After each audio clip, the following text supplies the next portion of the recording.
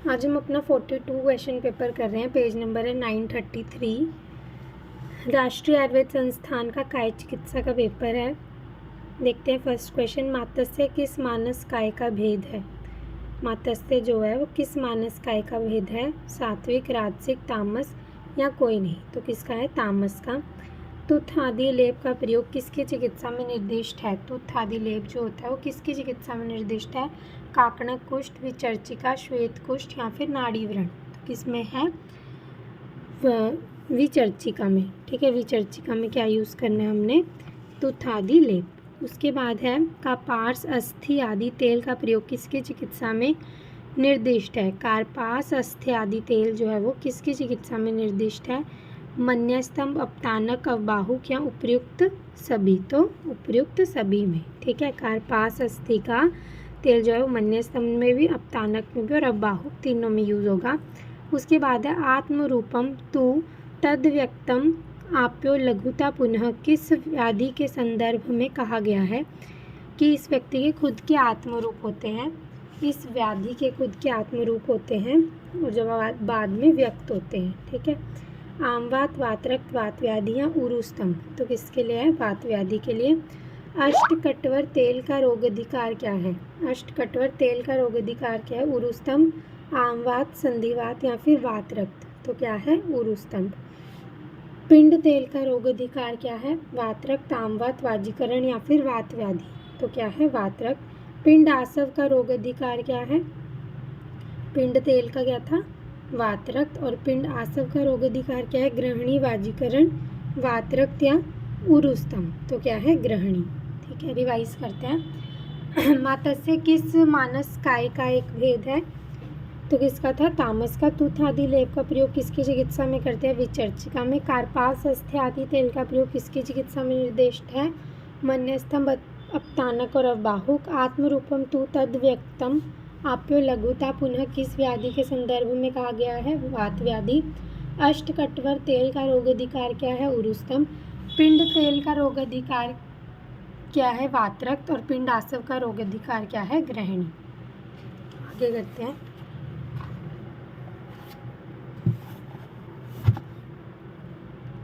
उसके बाद है कंस हरितकी का रोग अधिकार क्या है। कंस हरितकी जो है वो उसका रोग अधिकार क्या है, अर्श, शोथ, गुल्म या पांडु। तो इसका आंसर क्या है, शोथ। शोथ है कंस हरितकी का रोग अधिकार। उसके बाद है फल त्रिकम, दारुनिशा, विशाला, मुस्ताम च उपयुक्त क्वाथ किसकी चिकित्सा में निर्दिष्ट है, कामला, कुष्ठ, अर्श या प्रमेह। तो किसमें है, प्रमेह की चिकित्सा में। सप्तको द्रव्य संग्रह किस व्याधि के संदर्भ में आया, विसर्प, कुष्ठ, प्रमेह पीड़िका या धातु। तो किसके लिए आया, कुष्ठ के लिए। चरक अनुसार कुल विरेचन व्यापद कितने होते हैं। विरेचन के कुल व्यापद कितने होते हैं, 15, 10, 11 या 6। तो कितने होते हैं, 10 व्यापद होते हैं। मात्रा बस्ती में प्रयुक्त स्नेह की मात्रा कितनी होती है। मात्रा बस्ती में जो हम स्नेह प्रयुक्त करते हैं उसकी मात्रा कितनी होती है, आधा पल, 1 पल, 1.5 पल या 2 पल। तो कितनी होती है, 1.5 पल। कुल मानस विकार कितने होते हैं। मानस विकार कितने होते हैं, 8, 10, 12 या 14। तो कितने होते हैं, 14। प्रतिमार्गम च हरणम किस व्याधि की चिकित्सा है, कि मतलब अपोजिट मार्ग से उसका निर्हरण करना है। वातरक्त, अम्लपित्त, शीतपित्त या फिर रक्तपित्त। तो किसकी है, रक्तपित्त की। वातज उन्माद में भय दर्शन किस प्रकार का उपशय है, व्याधि विपरीत अर्थकारी, हेतु विपरीत अर्थकारी विहार, उभय विपरीत अर्थकारी या हेतु विपरीत विहार। तो किसकी है, हेतु विपरीत अर्थकारी है। ठीक है, रिवाइज करते हैं। कंस हरितकी का रोग अधिकार क्या है, शोथ। फलत्रिकम, दारुनिशा, विशाला, मुस्तम च प्रमेह के लिए आया। सप्तको द्रव्य संग्रह कुष्ठ के लिए। चरक के अनुसार विरेचन के कुल व्यापद कितने होते हैं, 10। मात्रा बस्ती में प्रयुक्त स्नेह की मात्रा कितनी होती है, 1.5 पल। कुल मानस विकार कितने होते हैं, 14। प्रतिमार्गम च हरण किस व्याधि की चिकित्सा है, रक्तपित्त। वातज उन्माद में भय दर्शन किस प्रकार का उपशय, हेतु विपरीत अर्थकारी। उसके बाद देखते हैं आगे है तम द्विविधम आम प्रदोषम चक्षते है, कि मतलब ये 2 प्रकार का आम प्रदोषज विकार है। अलसक विलंबिका, ग्रहणी और विसूचिका, विसूचिका अलसक या फिर ग्रहणी और विलंबिका। तो इसका आंसर क्या है? विसूचिका और अलसक। काश्यप ने हस्त व पट्ट स्वेद का निर्देश किस स्थिति में कहा है कि आप हाथ और पट्ट पर स्वेद करना है? शिरःशूल, उदरशूल, हृतशूल या फिर जीबी सिंड्रोम। तो किसमें कहा है उन्होंने? उदरशूल में हस्त एवं पट्ट स्वेद, तो कपड़े से और हाथ से स्वेद हम उदरशूल में कर सकते हैं। उसके बाद चरक ने श्यामा त्रिवृत्त के कितने योग निर्दिष्ट किए हैं? श्यामा त्रिवृत्त जो है उसके कितने योग निर्दिष्ट किए हैं? 100, 110, 120, 130। तो कितने दिए हैं? 110। उसके बाद शतक्षीण की चिकित्सा में प्रयुक्त कुल सर्पी गुण कितने हैं? तो कुल सर्पी गुण कितने हैं? 4। और 5वां जो योग है वो सर्पी मोदक है, तो हम क्या बोलेंगे? 4 सर्पी गुण हैं। यवागु निर्माणार्थ कितना गुना जल मिलाया जाता है? 4, 14, 6 या 5। तो कितने गुना? 6 गुना। शुक्तिका किस स्थानगत व्याधि है? शुक्लगत, कृष्णगत, दृष्टिगत या सर्वगत। तो कौन सी है? शुक्लगत। उसके बाद है आचार्य काश्यप अनुसार गर्भिणी का भार विशेष रूप से किस मास में बढ़ता है? तृतीय, चतुर्थ, पंचम या षष्ठम। तो किस में बढ़ता है? चतुर्थ मास में बढ़ता है। उसके बाद है बहुमूत्रता किस व्याधि का लक्षण है? मतलब बहुत ज़्यादा मूत्र आएगा। अश्मरी, फिरंग, उपदंश या फिर आमवात। तो किसका है? आमवात का। उसके बाद है रस मारुत संभव किस शूल के संदर्भ में कहा गया है? रस मारुत संभव किस शूल के संदर्भ में कहा गया? ऑप्शन है उदरशूल, हृदयशूल, पार्श्वशूल या आमवात शूल। तो किसके लिए कहा गया है? हृदयशूल के लिए। रिवाइज करते हैं ये वाला पेज। तम द्विविध आम प्रदोषत चक्षते किसके लिए था? विसूचिका और अलसक। काश्यप ने हस्त एवं पट्ट स्वेद का निर्देश किस स्थिति में बताया? उदरशूल में। चरक ने श्यामा त्रिवृत्त के कितने योग निर्दिष्ट किए? 110। शतक्षीण की चिकित्सा में प्रयुक्त कुल सर्पी गुण कितने हैं? 4। यवागु निर्माणार्थ कितने गुना जल मिलाया जा सकता है? 6 गुना। शुक्तिका किस स्थानगत व्याधि है? शुक्लगत। आचार्य काश्यप के अनुसार गर्भिणी का भार विशेष रूप से किस मास में बढ़ता है? चतुर्थ मास में। बहुमूत्रता किस व्याधि का लक्षण है? आमवात। रस मारुत संभव किस शूल के संदर्भ में कहा गया है? हृदय शूल। आगे देखते हैं।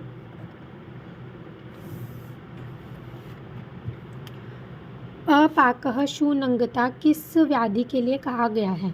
अपाकः शूनंगता, शोथ, पक्षाघात, वातरक्त या फिर आमवात। तो किसके लिए कहा गया? आमवात के लिए। उसके बाद है शयित किस अजीर्ण की चिकित्सा है? कि शयन कर लो उस अजीर्ण में। आमाजीर्ण, विदग्धाजीर्ण, विष्टब्धाजीर्ण या रसशेषाजीर्ण। तो किसमें है? रसशेषाजीर्ण में शयन करने को बोला है। Pick's disease is syringomyelia, genetic disorder, progressive dementia या फिर अल्जाइमर्स डिजीज़। तो क्या है ये? Progressive dementia. इसको क्या बोलते हैं? Pick disease. सुश्रुत अनुसार गौमूत्र का रस क्या होता है? मधुर, कटु, अम्ल या फिर तिक्त। तो क्या होता है?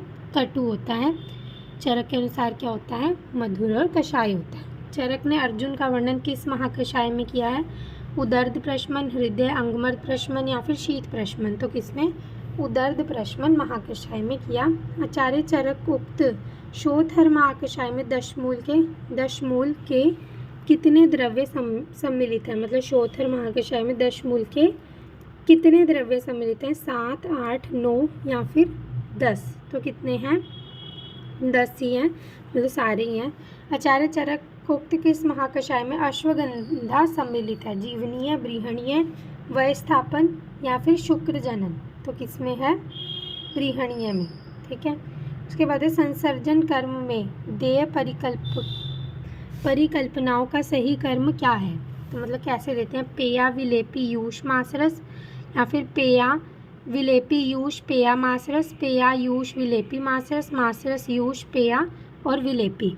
तो इसका आंसर क्या आएगा? पेया, विलेपी, यूष और मासरस, PVYM। ठीक है। रिवाइज करते हैं। अपाका शूनंगता किस व्याधि के लिए आया? आमवात। शयित किस अजीर्ण की चिकित्सा है? रसशेषाजीर्ण। पिक्स डिजीज क्या है? Progressive dementia. सुश्रुत अनुसार गौमूत्र का रस क्या होता है? कटु।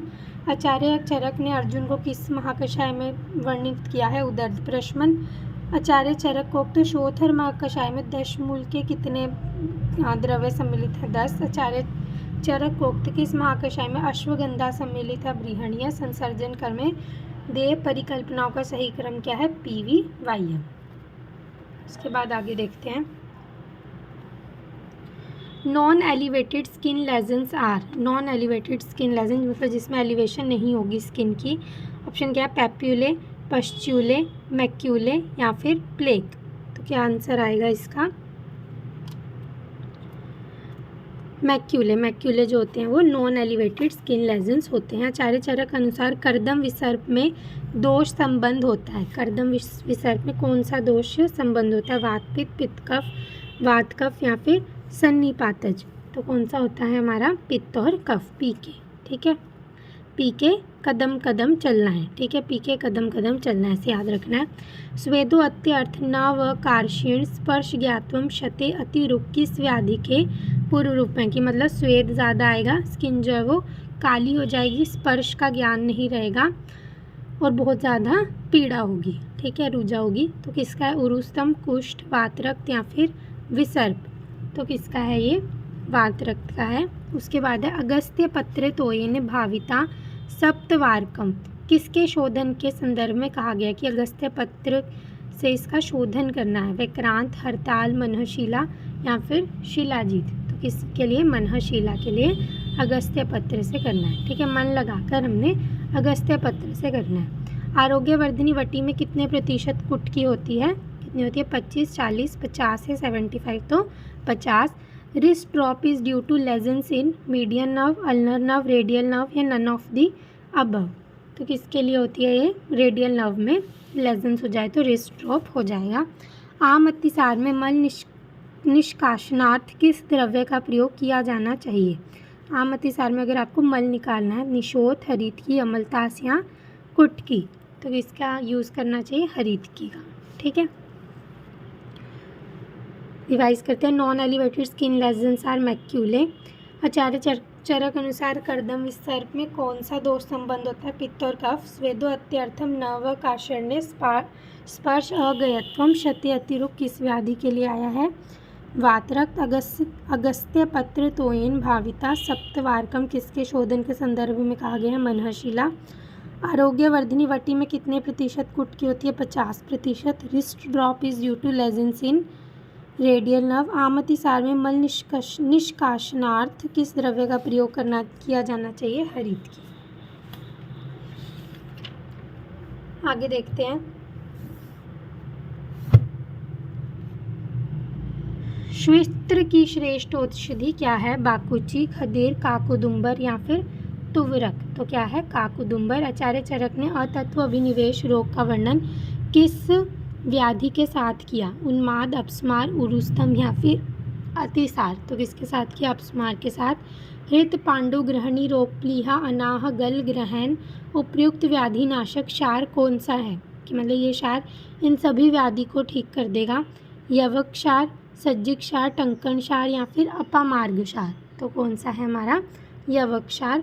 शतावरी मंडूर किस आचार्य का अवदान है? चरक, सुश्रुत, वाग्भट या फिर चक्रपाणि दत्त। तो किसका है? चक्रपाणि दत्त का। कुंभ कामला में कुंभ शब्द का क्या अर्थ होता है? घड़ा, यकृत, कोष्ठ या फिर आंत्र। तो किसका मतलब क्या होता है? कोष्ठ। उसके बाद है कौन सा युगम सुसम्मिलित है? आयुर्वेद दीपिका, काशीराम दीपिका, रुद्रभट्ट, गुणार्थ संदीपन, आडमल। कोई भी सुमेलित नहीं है। तो कोई भी सुमेलित नहीं है, सारी ये गलती है। हस्ती चर्मवत त्वचा किस व्याधि का लक्षण है? कि हाथी की चमड़ी के जैसे त्वचा हो जाएगी, किटिब, चर्मकुष्ठ, एक कुष्ठ या फिर हस्ती में। तो क्या आएगा इसका? चर्मकुष्ठ। आचार्य चरक ने किस कास में व्यत्यासात चिकित्सा का वर्णन किया है? कि आपने व्यत्यासात मतलब ऑल्टरनेट चिकित्सा करनी है। शतज, पित्तज, कफज और क्षयज। तो इसमें कौन सा आएगा? क्षयज कास में हमने व्यत्यासात चिकित्सा करनी है। रिवाइज करते हैं। श्वेत्र की श्रेष्ठ औषधि कौन सी है? काकुदुम्बर। आचार्य चरक ने अतत्व अभिनिवेश रोग का वर्णन किसके साथ किया? अपस्मार। हृत, पांडु, ग्रहणी रोग, प्लीहा, अनाह, गल ग्रहण किस उपयुक्त व्याधि नाशक क्षार कौन सा? यवक क्षार। शतावरी मंडूर किस आचार्य का अवदान है? चक्रपाणि दत्त। कुंभ कामला में कुंभ शब्द का क्या अर्थ होता है? कोष्ठ। हस्ती चर्मवत त्वचा किस व्याधि का लक्षण है? तो किसका, चर्म कुष्ठ का। आचार्य चरक ने किस कास में व्यत्यासात चिकित्सा का निर्देश दिया है, क्षयज कास में। ठीक है, आगे देखते हैं। अपान वायु वैगुण्य में औषधि दी जानी चाहिए। अगर अपान वायु का विगुणता हो जाए तो हमने कब देनी है औषधि, भोजन पूर्व, भोजन मध्य, भोजन उपरांत या फिर मुहुर्मुहुर। तो हमने कब देनी है, भोजन के पूर्व। A patient having dyspnea, ESR is greater than 40, PEF is less than 60, PCO2 is greater than 60. What will be the suitable treatment? तो suitable treatment क्या होगा, ayurvedic treatment, inhaler, ventilator, none of the above.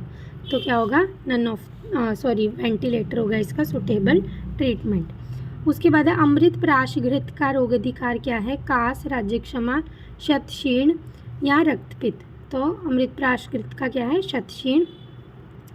निम्न में से कौन एक नेत्र स्राव का भेद नहीं माना गया है, वातिक, पैतिक, श्लेष्मिक या फिर पूयस्राव। तो कौन सा नहीं माना गया है, वातिक। घसमरा में सेवन योग्य स्नेह है, घृत, तेल, वसा या मज्जा। 52 में क्या आएगा, फोर्थ, मज्जा। ठीक है, उसके बाद है कुष्ठ रोग में एक एक मास के अंतराल पर कौन सा कर्म कराया जाना चाहिए, संसरण, तीक्ष्ण विरेचन, अनुलोमन या फिर पित्त विरेचन। तो कौन सा कराना चाहिए, संसरण। उसके बाद है पानीय भक्त गुड़िका किस ग्रंथ का अवदान है, पानीय भक्त गुड़िका किस ग्रंथ का अवदान है, चरक संहिता, सुश्रुत संहिता, अष्टांग संग्रह या फिर चक्रदत्त। तो किसका है, चक्रदत्त का। जमात्र इव मतलब जवाई की तरह मधु द्रव्यों से चिकित्सा किस दोष की जानी चाहिए, वात, पित्त, कफ या फिर रक्त। तो किसकी की जानी चाहिए, पित्त की। रिवाइज करते हैं। अपान वायु वैगुण्य में औषधि दी जानी चाहिए भोजन के पूर्व। A patient having dyspnoea, ESR is greater than 40, PEF is less than 60 और PCO2 is greater than 60। तो उसको हम क्या देंगे, वेंटिलेटर। अमृत प्राश घृत का रोग अधिकार क्या है, शतशीर्ण। निम्न में से कौन सा एक नेत्र स्राव का भेद नहीं माना, वातिक। घसमरा में सेवन योग्य स्नेह नहीं है, तो कौन सा नहीं है, मज्जा। मतलब हमें घसमरा में मजा नहीं आता। ठीक है, ऐसे याद रखना। कुष्ठ रोग में एक एक मास के अंतराल पर कौन सा कर्म कराया जाना चाहिए, संसरण। पानीय भक्त गुड़िका किस ग्रंथ का अवदान है, चक्रदत्त। जवाई की तरह मधु द्रव्य से चिकित्सा किस दोष की जानी चाहिए, पित्त की। तो ये किसका है, योग रत्नाकर का है। उसके बाद देखते हैं आगे। Pill rolling movement are found in hypoglycemia, Alzheimer's disease, Parkinson's और या फिर ओपियम पॉइजनिंग। तो किस में होती है, पार्किंसन में। ठीक है, उसके बाद है हृद तोय अंतरे ग्रंथि संचारी यदि वह अचल गुल्म के संदर्भ में उपयुक्त कथन किस आचार्य का है, चरक, सुश्रुत, वाग्भट या फिर डल्लन। तो किसका है, सुश्रुत का। कौन सी बस्ती अर्धपाणिनम देते हैं, अनुवासन, निरूह, उत्तर या फिर मात्रा। मतलब अर्धपाणिनम होता है कि हाथ धोने जितनी देर लगती है उतने देर में हमने दे देनी है। तो कौन सी देनी चाहिए, अनुवासन बस्ती। पिल रोलिंग मूवमेंट पार्किंसन में। हृत उरह अंतरे ग्रंथि संचारी यदि वह अचल किसका संदर्भ है, सुश्रुत का। कौन सी बस्ती अर्धपाणिनम देते हैं, अनुवासन बस्ती। Thank you.